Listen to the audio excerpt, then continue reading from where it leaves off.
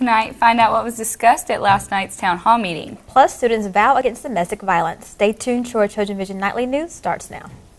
From the high-definition digital production center on the Troy campus, with news from Troy University locations around the world, this is TrojanVision Nightly News. Hello and welcome to TrojanVision Nightly News for April 18th, 2012. I'm Tiffany Lester. And I'm Courtney Steele. Thank you for joining us this evening. With the recent crime in Troy law enforcement, political figures, and citizens gathered in the Pike County Courthouse last night to discuss how to take back the city. Judson Garner has more. Concerned citizens filled the Pike County Courthouse last night in hopes of solving Troy's growing crime problem. Troy has received its unfair share of criminal activity within the past year, including 89 theft cases, 62 burglaries, 41 robberies, 101 drug possession cases, 4 rapes, 7 drug trafficking cases, 9 sex offenders, 12 attempted murder cases, 3 murders, 8 capital murder cases. Being a mother of a soon-to-be Troy University freshman, the circuit clerk for Pike County says she shares the concerns with the citizens of Troy. There's too many great things here, for us to be plagued with this and be labeled, and I don't want us to be on the news every week. You know, nobody does. She says that the citizens of Troy are just as responsible for the safety of the community as Troy's law enforcement. We've stood back long enough, and it's time to do something about it. Troy's law enforcement vowed to keep Troy a safe community, but the overall message of the town hall meeting was that they could not do it alone. We're just trying to tell the community we need their help, and that they're going to have to do some things to help protect themselves, but they need to do some things to also help us as law enforcement officers to protect them and to help bring some of the criminals in this community to justice. Judson Garner, Troy, TrojanVision News. The Troy Police Department suggests that students always let someone know where they are or travel in groups in case of an emergency. April is Sexual Assault Awareness Month, but Troy students gave an actual physical demonstration of their dislike for all types of domestic abuse. Deatra Montgomery has the details. When leaving your mark on campus, you may not think of a literal handprint. However, on Tuesday, the SAVE Project gave students the opportunity to show that these hands don't hurt. Today, the SAVE Project is hosting These Hands Don't Hurt. It's a campaign where we ask students to come out, paint their hands, place them on the banner and sign their name as a visible gesture that they are against sexual assault and violence, and that they're going to stand up and help raise awareness about it. Being Sexual Assault Awareness Month, and also with the recent crimes happening around campus, the organization takes the time to educate everyone about the importance of violence awareness. And we've been doing this event for close to 10 years now, and especially with recent events, it's important for students to know what sexual assault is, how they can prevent it, and what they can do to stay safe on campus. The SAVE Project allows students to give a hand to domestic violence awareness. Would you like a sticker? Sure. Okay. I believe this brings awareness to the problem of violence, and I think it demonstrates that Troy University students and the Troy campus community will not tolerate violence. And though previous weather conditions delayed the event, once the rain went away, students gathered to participate in the annual campaign. I'm thrilled with the outcome. This has exceeded my expectations. We got a little late start, but as you see, the banner is already being filled up. Deatra Montgomery, Troy TrojanVision News. The These Hands Don't Hurt banner will be displayed in the Trojan Center. Troy University's attempt to fight hunger in a creative way got delayed a little bit by rain today, but there is still a chance for groups to get involved. The Hunger is No Game Can Castle contest was postponed today due to the weather, but it has been rescheduled for next week. The contest, which was scheduled to be on the quad this afternoon, allows groups to use donated canned goods to create castles on the quad. The postponement also means for more time for additional groups to join the group. Organizers hope the contest will educate those about hunger issues in Pike County.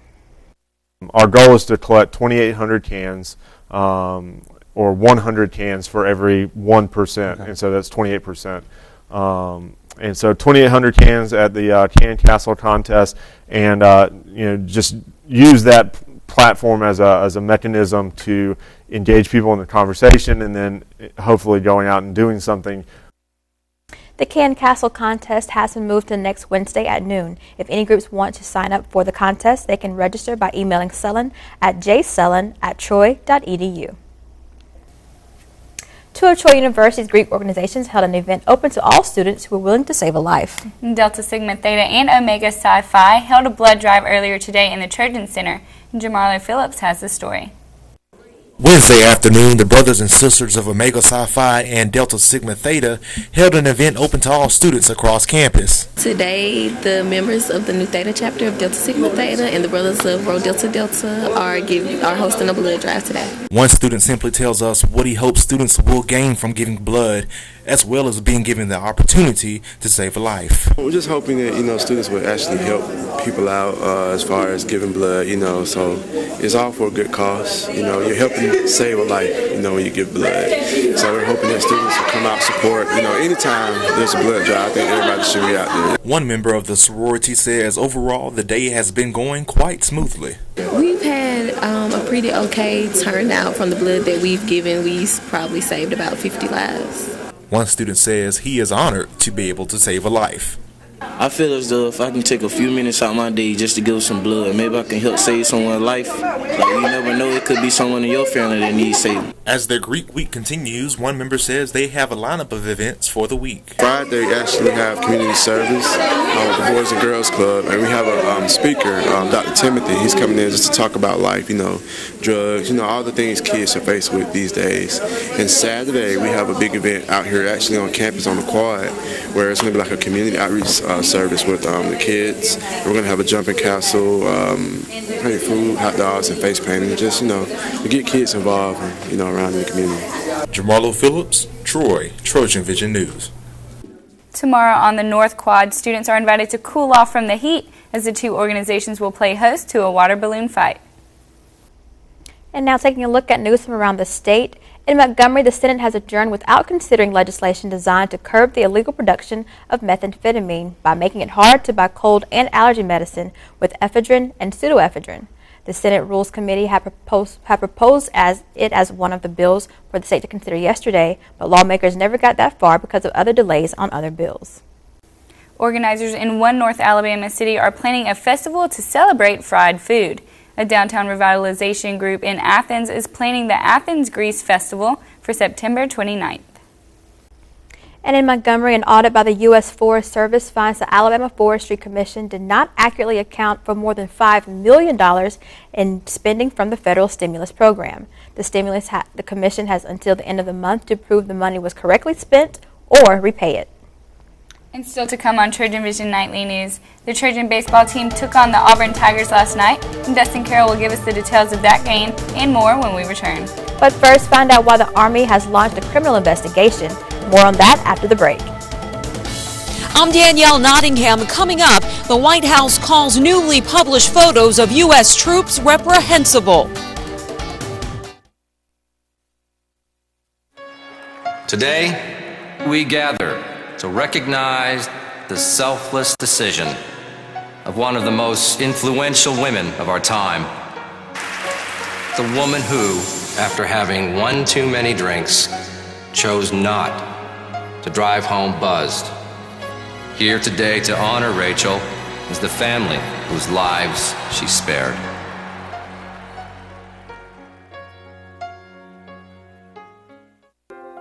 At the heart of what we do in the College of Business is care for the students.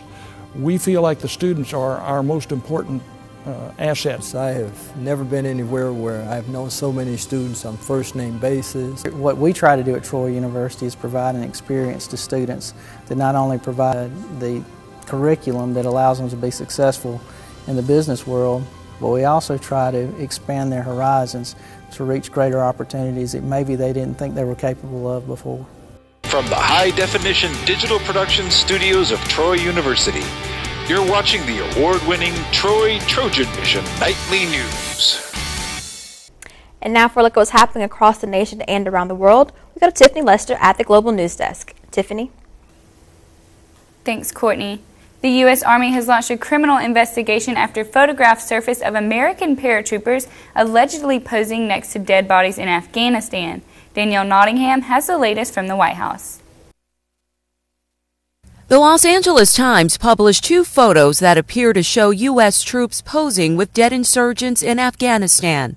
In one picture, Afghan security forces and U.S. troops are seen holding the mangled legs of a dead Taliban suicide bomber. The paper says an unnamed paratrooper from the 82nd Airborne Division provided 18 photos that were taken in 2010. The Army has launched an investigation. That behavior that was depicted in those photos absolutely violates both our regulations and, more importantly, our core values. This is not who we are, and it's certainly not who we represent. This latest incident surfaces at a sensitive time in U.S.-Afghan relations. In recent months, the Obama administration has dealt with a series of incidents that have sparked outrage in Afghanistan. They include a video showing Marines urinating on corpses, the accidental burning of the Koran at a NATO airbase that sparked deadly riots, and in March, an Army sergeant's alleged shooting rampage that killed 17 Afghan villagers. The military is concerned the revelation of these photos could spark a new round of unrest in Afghanistan. Danielle Nottingham, CBS News, the White House. The investigation into sexual misconduct involving members of the Secret Service and the military while in Colombia is still continuing. Some members of the Homeland Security Committee are being briefed about the findings. One says the security team may have hired at least 20 prostitutes after a night of drinking. And Susan McGinnis has the latest from Washington. The Secret Service prostitution scandal widened further. A senator briefed about the investigation was told at least 20 women were paid to go to hotel rooms in Cartagena with U.S. agents and military personnel. Guests had to be signed in by the person renting the room. And thus we have the names of the women involved and we're able to determine a count. Sources tell CBS News members of the Secret Service and the military partied at a strip club in Colombia before President Obama's arrival. 11 Secret Service members, including 2 supervisors, are on administrative leave pending its investigation, and the Pentagon is questioning 10 members of the military about their involvement. Senator Susan Collins wants to know if last week's alleged misconduct is an isolated incident. It's also very hard for me to believe that this is the only time that this has ever happened. I am worried that this is the only time that they were caught. A White House spokesman says the president won't speculate on whether there's a pattern of inappropriate behavior. The administration says there are no plans to fire the head of the Secret Service. The president has confidence in Director Sullivan. The director acted swiftly in response to this incident. The agents involved were sent home after reports of an argument between one agent and a prostitute about payment. Law enforcement officials say sensitive information about the president's schedule was never compromised. Susan McGinnis, CBS News, Washington. The 2012 Summer Olympics are just 100 days away, and London is getting ready to celebrate and make sure the games are secure. Monica Villamizar takes a look. 260 members of the Queen's Foot Guards made a special formation, a giant number 100, marking 100 days until the start of the Olympics. The countdown has officially started in London, and organizers revealed the slogan for the 2012 Games, Inspire a Generation. I'm getting excited, and like the rest of the country is getting excited about it. Organizers also unveiled an Olympic symbol arriving tourists can't miss. Volunteers planted these Olympic rings made of flowers at the Botanical Gardens right outside the centre of London. They used 20,000 plants, and the rings are so big they can be seen from planes going into Heathrow Airport. Workers are putting finishing touches on the sports venues. Many mock competitions have already taken place to give the arenas a test run. Organizers say they have mapped out every detail, including timing, how long spectators will have to stand in line to get into events. But security remains the biggest challenge. We will be keeping a very, very close watch on who is coming in, and we will not allow people to come into the UK if we think it would be any kind of danger to national security. The government promises the games will be safe and secure. More than 13,000 troops will be deployed around the city. It is the biggest and most expensive security operation in this country's recent history. Monica Villamizar, CBS News, London. And that wraps things up from the Global News Desk. To see more stories from across the country and around the world, like why thousands of people are petitioning for one high school senior to be able to graduate, you can tune into TrojanVision Global News right after the nightly news. Now, back to you, Courtney. Thanks, Tiffany. And now Dustin Carroll joins with a look at sports. So, Dustin, the Trojan baseball team had some in-state action last night. That's right, Courtney. They took on Auburn last night on the road. The results weren't what they had hoped for, but I'll get into more right now. After picking up its first conference series win of the season, the Trojan baseball team was looking to keep that momentum going against Auburn last night. However, things did not work out for Troy. Troy fell to the Tigers 7-4 last night at Plainsman Park. Joel Bennett was the lone Trojan with multiple hits in the game, as 7 different players contributed to an 8-hit attack. Jeremy McGowan was charged with the loss after he allowed 4 runs on 6 hits and 2 2/3 of innings of work. Coach Bobby Pierce on last night's loss. That started good, and then our freshman on the mound, Jeremy McGowan, had a clean first inning, a little bit of trouble in the second that he pitched around and had some damage control, but then kind of fell apart in the third. Gave up 3 there, so they took the lead. And then really they just did a nice job out of the bullpen, kind of holding us down. We had a couple bases loaded situations that we had a chance to do some damage, didn't quite get it done. The Trojans returned to Sun Belt Conference action this weekend with a 3-game series at Western Kentucky. First pitch is scheduled for 6 p.m. The ACC will be visiting the Troy softball complex tomorrow afternoon as the Florida State Seminoles visit Troy. The Seminoles come in with a record of 38-10, while the Trojans are hoping to keep that momentum rolling after posting a 3-1 record in Florida last weekend. Senior outfielder Sarah Harris had a big weekend for the Trojans, going 6 for 11, while improving her batting average from .260 to .302. So far this year, the Trojans are 27-16 and 7-9 in the Sun Belt. FSU will be taking on LSU tonight before heading to Troy.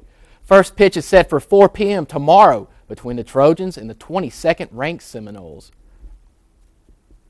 After posting a 21 over par opening round Monday, the Troy women's golf team carded a 29 over par in Tuesday's second round of the 2012 Sun Belt Women's Golf Championship.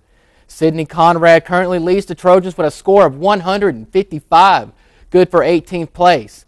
As a team, the Trojans are currently in 9th place with a team score of 626. The tournament wraps up today with a final round action beginning at 8:40 a.m. The 2012 Sun Belt Conference tennis tournament brackets have been released. The women's team will open as the 7th seed in the tournament and will take on the 10th seed Arkansas Little Rock. The game is scheduled to begin Thursday at 8 a.m. from Denton, Texas. The men's team also qualified for the men's tournament, earning the 6th seed in a 7-team tournament. The men will open up against Louisiana Lafayette Thursday at 3 p.m. Neither the men nor the women played their opponents during the regular season. If the women are able to pick up the victory tomorrow, they will take on the 2nd seed, Florida International, Friday. Well, Courtney, Tiffany, unfortunately for the baseball team, they weren't able to get the win yesterday, but they will have a chance for revenge next Tuesday as Auburn comes to Riddle Place Field. So everybody needs to show up and help support the Trojans and help them come through. Exactly. Hopefully we'll show up and they'll show out. Yeah, hopefully so. Thanks, Dustin. Thank you. Still to come on TrojanVision Nightly News, we'll learn about the creation of the musical Band Geeks as it hits the road this week in today's Trojan Talk. Plus, showers from last night carried over into this morning as people grab their umbrellas before heading out the door. Courtney, what will the weather be like tonight? It looks like it might not be quite time to put those umbrellas away just yet, but I'll have all of the details coming up next in weather. Be out there. Be out there. Be out there. Be out there. Time was, kids did what came naturally. Spending free time running barefoot through the grass, wading knee-deep in streams, climbing to the tallest branch. But today, American kids are more likely found texting, watching TV, or gazing at a computer screen. They spend more than 7 hours in front of electronic media. something essential has been lost: childhood's connection to the natural world. That's why National Wildlife Federation created the Be Out There movement. Kids move indoors causes a host of problems, from obesity to ADHD. But outdoor play can go a long way to improving kids' health, body, mind, and spirit. It helps them stay fit, enhances creativity and attention spans, and could even make them better students. Do your part. Be a part of Be Out There. There's a reason why they call it the Great Outdoors. Learn more at beoutthere.org. From the high-definition digital production studios of Troy University, you're watching the award-winning TrojanVision Nightly News. And Courtney Addison now will give us a look at weather.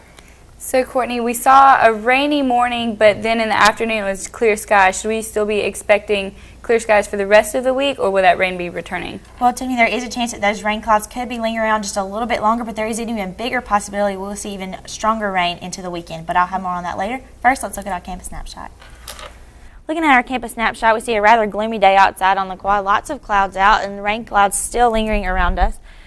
But if we look into our current conditions, today we had cloudy skies. Temperature is coming in at 71, dew point at 61, humidity at 73%, barometer at 29.97 and falling, and winds coming in from the east-northeast at 6 miles per hour. In today's stats, we had a high of 74, a low of 55. We had 0.04 inches of rain. The sunrise was at 6:10 a.m. and the sun should set at 7:19 p.m. And looking at temperatures from around the state, we see Mobile coming in at 73, Huntsville at 74, Birmingham and Montgomery both at 73. We see Troy coming in at 71, Dothan at 72, and Phoenix City at 74. For the most part, we see lots of clouds around the state of Alabama because of the rain that we had coming in today. And looking at temperatures around the southeast, we see very cool temperatures in our area and also in parts of Georgia. But if we move even farther down south, we see a lot of warmer temperatures in Florida and also as well in Texas. The southern parts of those states are seeing more of the warmer temperatures. And looking at current temperatures around the United States, we see temperatures in the mid-50s to the low 60s in the northeast part of the United States. But if we look back towards the west, they're seeing temperatures mainly in the high 50s and some places in the 60s as well as in the 70s. So we could be looking to see some of those temperatures moving in our way. We'll just have to keep an eye on that the next couple of days. Looking at our current surface for the United States, we see lots of pressure systems developing out west, not having a whole lot of effect on our area as of right now, but those could be moving in closer in the next couple of days. And looking closer into our area, we see this huge band of storms which moved through our area last night and earlier this morning. That was the rain that we saw. But now it is lingered on in more into Georgia and the Carolinas as well as in a little bit of Florida. And our precipitation forecast for the next 48 hours, parts of Alabama we could be seeing anywhere up to a half an inch of rain. And also into Georgia and pretty much the whole southeastern border of the United States is going to be seeing at least up to a half inch of rain, and some places could be even stronger. And our thunderstorm forecast for tonight, no strong thunderstorms in our area, but if we look more towards the southeastern border of the United States, they could be seeing very strong thunderstorms, and some of those could possibly be very severe. And looking at Thursday, we see no rain in our area, a little rain farther up north, and as well as in Florida, that rain should be sticking around there for a little bit longer. And looking into Friday, still no rain in our area, but we also see another band of storms starting to form in the central part of the United States. And Saturday, that rain has unfortunately moved. There is a possibility that rain could unfortunately be moving back into our area for our weekend. We could be seeing anywhere up to 3 inches of rain, so it could get very heavy to even light amounts of rain depending on where you are. And for Sunday, still that rain is in our area, and pretty much along the whole eastern border of the United States should be seeing rain. Some of that could be very heavy, some of it can be very light. And for tonight's forecast, we see partly cloudy skies with a 20% chance of rain with light and variable winds coming in from the east-northeast at 4 miles per hour with a low of 59. In tomorrow's forecast, we have isolated thunderstorms in the afternoon with a 30% chance of rain with winds coming in from the north-northeast at 5 miles per hour with a high of 79. And our class outlook for tomorrow, 7 a.m. should be around 61 degrees. Make sure you grab that light jacket as you're on your way to class. 10 a.m. warming up a lot to 71. Make sure you grab that umbrella just in case for that chance of rain that we could be seeing tomorrow. By 1 p.m., the 30% chance of rain has moved in. And by 3 p.m., it's up to 77 degrees. And looking at our 4-day forecast, we see Thursday coming in at 79 with a low of 60. Friday, a high of 81 with a low of 59. Saturday, high of 73, a low of 58. And Sunday with high of 70. And we also see, Tiffany, we see that very 70% chance of rain coming in for our weekend, so we just have to really keep an eye on that. Make sure you're very careful after you're going outside tonight because the roads are very wet. Just be careful. In case anyone's traveling, just be aware of the rainy conditions. Yes. Thank you very much, Courtney. Thanks.